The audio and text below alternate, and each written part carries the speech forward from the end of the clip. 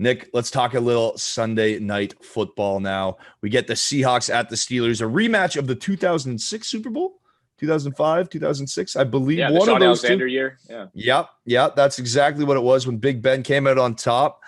But it's a little. I guess there's a little rain cloud over this with no Russell Wilson, because I feel like this game could have been awesome. And now it's not the most enticing game on the Sunday schedule like the Sunday nighter usually is. But heck, it's going to be a good football game. Let's talk about it. We got Ben Roethlisberger at 258.5 yards on Monkey Knife Fight. Big Ben's been pretty consistent this year at getting hit. Can he hit the more in this one against Seattle's defense at home? I think he can. I think Seattle's got a lot of question marks. I don't think they're going to be able to move the ball with Geno Smith, which means a whole lot of time on the field for Ben Roethlisberger.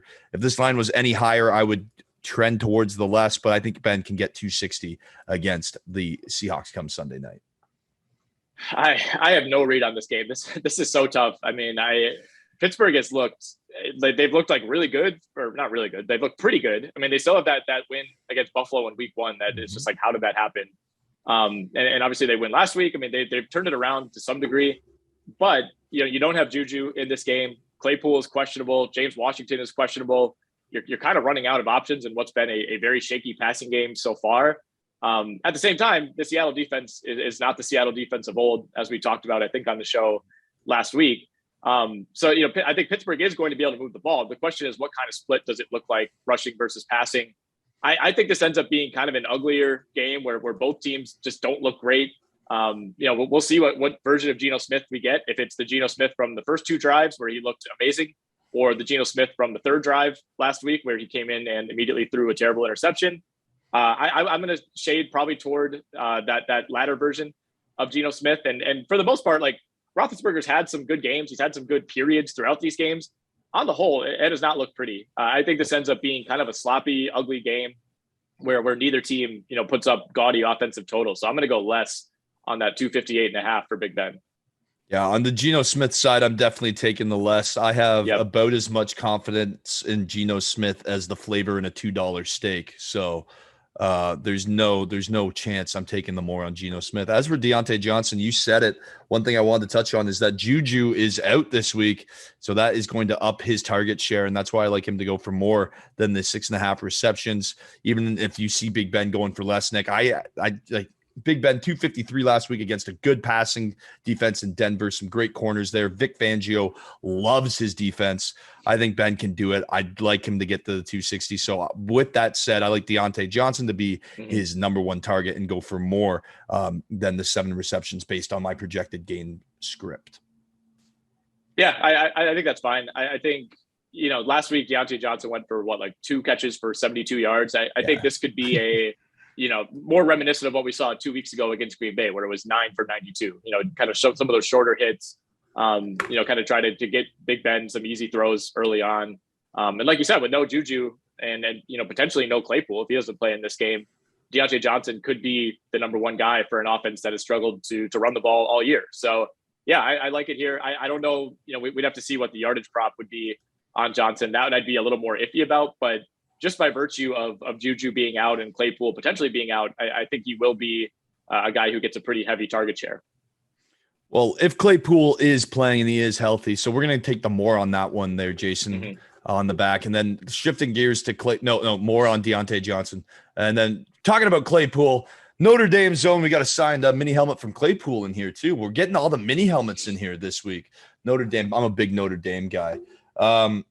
Claypool, 130 yards receiving last week, 96 yards receiving the week before. He even rushed for a few yards in week 3 when he was last active. He did not play in week 4. Man, this guy, this is a tough read. If he's good, I think he's going to get more than 70. So I'm going to have to take the more, because if he does go for it and he does play, I think he gets 70 yards. He's eclipsed 70 yards in his last 3 appearances this season. And over that time, he's racked in 30 targets across those 3 games. So the target share has been there. If he's feeling good, I like the more. Stay closely tuned to that one. Stay closely tuned to Rotowire, folks, and see if he's good to go for Sunday. But if he is good to go, I like the more. Yeah, I'm with you there. I think you laid it out pretty well. If he plays, I think more is a pretty strong bet here. Najee Harris, you said you could see this game being a little smash mouth football. What does that mean for his line, Mr. Nick Whalen? Well, I mean, smash mouth is one way to put it. I think it could be just like ugly football more than anything, Okay. which can sometimes be misconstrued as smash mouth football. I love what I've seen from Najee Harris this year. I think the Steelers' offensive line was such a mess early on that it was kind of tough to get a read on what exactly was going on with Najee Harris. But he had some of those games with like comical reception. He had 14 catches in that game against Cincinnati. In week 3, we've seen him in more of a traditional running back role the last couple of weeks. Finally had 23 carries for 122 against Denver last week. I love the over on this one. 72.5, I think, is a really nice total. Like I said, I still don't think the Steelers are expecting Big Ben to be like 2015 Big Ben. I think they understand his limitations at this point. And in a game where you most certainly don't trust the opposing team's quarterback whatsoever, I think Pittsburgh is happy to put this one in the hands of Najee Harris and have him be the focal point of the offense. So, yeah, I mean, coming off of that career high 122 last week, I think he has another big game and pretty easily eclipses 72.5. Yeah, one thing that I want to point out and just totally agree with you on over those last 3 weeks too, his rushing shares, like he's rushed the ball. He's got more touches each and every week over the last 3 weeks.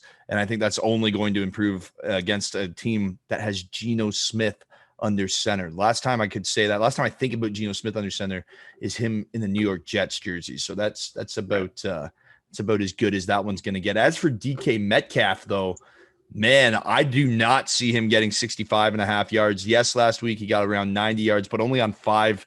He had 5 targets, caught all 5 of them. I don't trust Geno Smith's arm enough to get Metcalf to 65.5 yards. So that's my opinion on that one. Yeah, I mean, my bigger concern is the foot injury that's kept Metcalf out of practice for this week. And, he's been banged up the last 2 weeks, played through it in that game against the Rams last Thursday. I mean, the thing is, we did see Geno Smith like kind of force feeding DK Metcalf when he came into that game. So part of me thinks that if Metcalf plays, we could see Geno like rely really, really heavily on just trying to get the ball to DK as much as possible. So, part of me thinks that like if he is healthy, I kind of like him to go over this total. I think he could have a huge target share.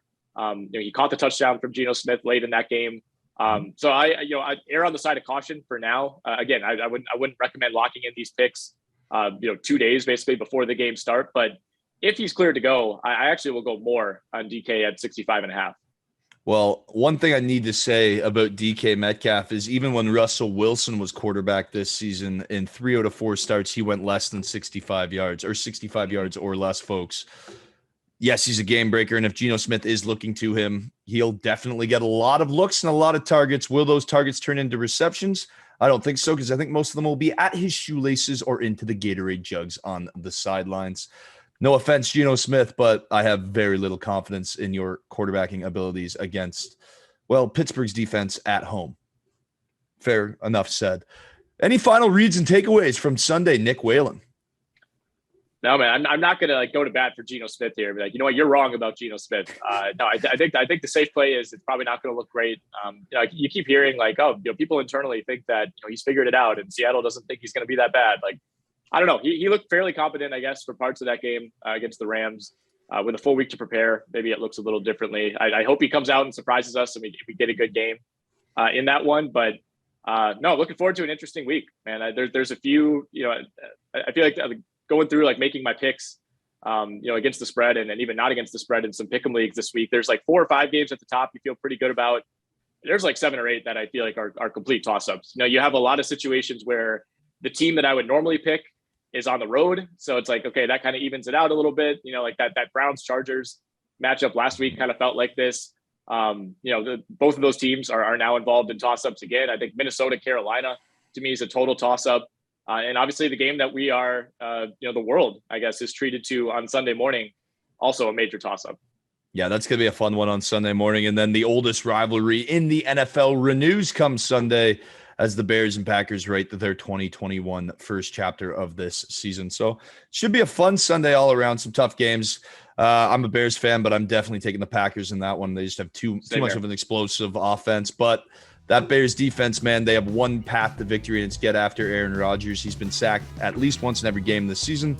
The Bears lead the league in sacks. So if they can get after Rodgers, it could make things interesting. But at the end of the day, that Bears secondary, I do not trust them against Aaron Rodgers and his deep play ability when it comes up and comes down to it. Nick Whalen, thank you so much for joining us. We'll see you again next week. Rotowire Zone, folks, you can find him on Twitter at Whalen with a 1 instead of an L. I was going to say an I. I'm all over the place here, folks. It's bedtime for me. I've been hitting the head too many times. Folks, I'm Connor Rowntree, and remember to hit it hard.